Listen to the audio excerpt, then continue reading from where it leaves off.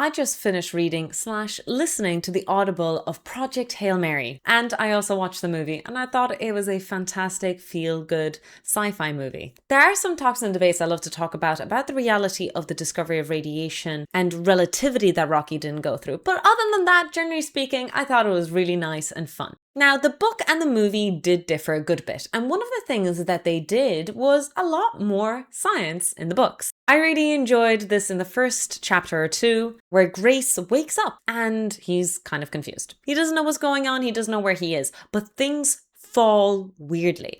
And so he does a bunch of experiments to determine what the acceleration due to gravity actually is. And in this video, I'm going to explain exactly what he did. So the first experiment that he did was drop something.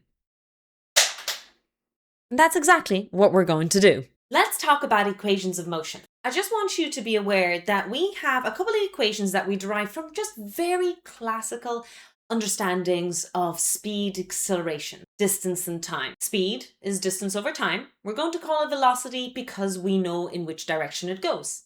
And acceleration is how quickly that speed changes. So when you put your foot onto the pedal, you're speeding up, you're accelerating. Put your foot on the brake and you slow down, you are also accelerating. We tend to say the word deceleration, but in physics, it is simply acceleration with a negative sign. Also, if you turn the wheel, that is acceleration. Do not worry about that. These are just concepts and ideas. We don't even have to focus too much on this. But what we just need to realize is that when we say acceleration due to gravity, is that we refer to gravity as a force.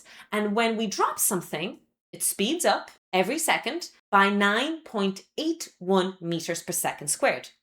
And we give the symbol g. The unit should make sense. Meters per second, distance over time, per second, another second in there, per unit time. It means how quickly is the speed changing per unit time. So in our equations, g and a are the same thing. The difference is that when we say it's g, we know that we're talking about gravity, while acceleration could also just mean a car going left or right. But they're the same thing. A and g are acceleration. G is just acceleration due to gravity, and then on the surface of the Earth, it is 9.81. So if I were to drop this pen,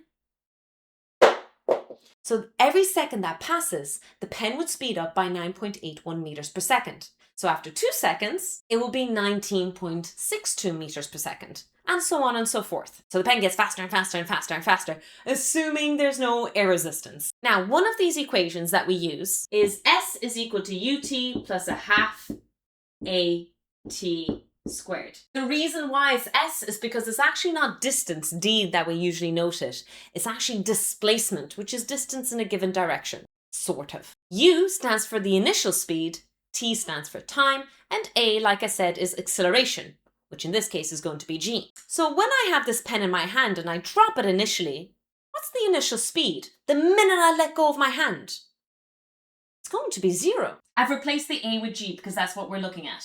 Multiply anything by 0 and you get 0. And this is the equation we're left. Distance is equal to half gt squared. Let's rearrange it to get g on its own, because that's what Grace was confused about. It looked like g looked a bit weird. 2s over t squared. So let's take this pen that I'm holding. To be able to use this equation, we need two pieces of information. We need s, the distance, and t, the time it takes for an object to fall. So I have a meter stick, so our distance is going to be 1 meter, nice and handy. And I'm going to take the time it takes for the pen to fall from the starting point here until I let go, all the way to the bottom of this table, bottom of the meter stick. 3, 2, 1.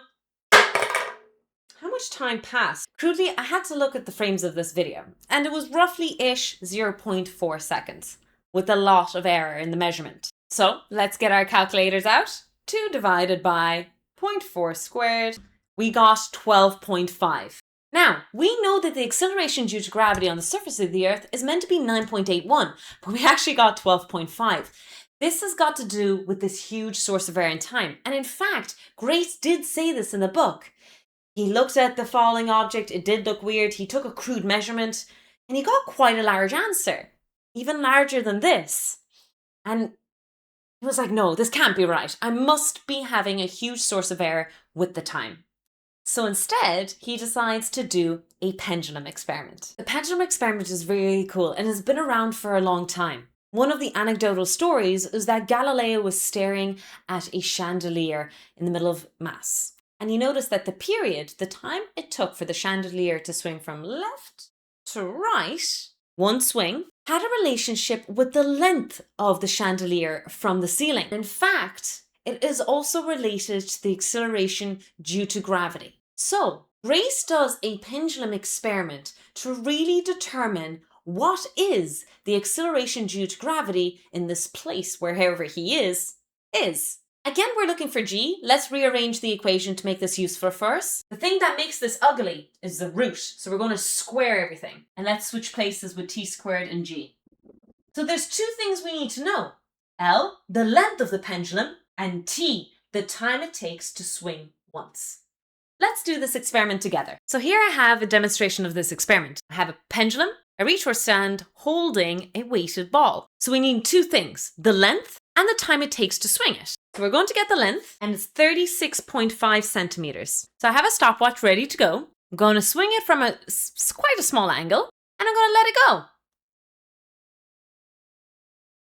It was 1.03 seconds. Now, after the first experiment of the free fall, do you think there's something wrong we did there? I think you can figure it out as well. The problem is, if you only swing it once, the start and stop of my human reaction time could be a huge source of error again. So Grace does something very, very important. He swings the pendulum and takes the time for it to swing many, many times. I believe he did it for 50 times. I'm going to do it for 20 times, just to show this idea to you. I took the time it took to do 20 swings, and we got 23.84 seconds. Now we need to actually get what is the time it takes to do one swing. So we did it for 20. It was 23.84 divided by 20.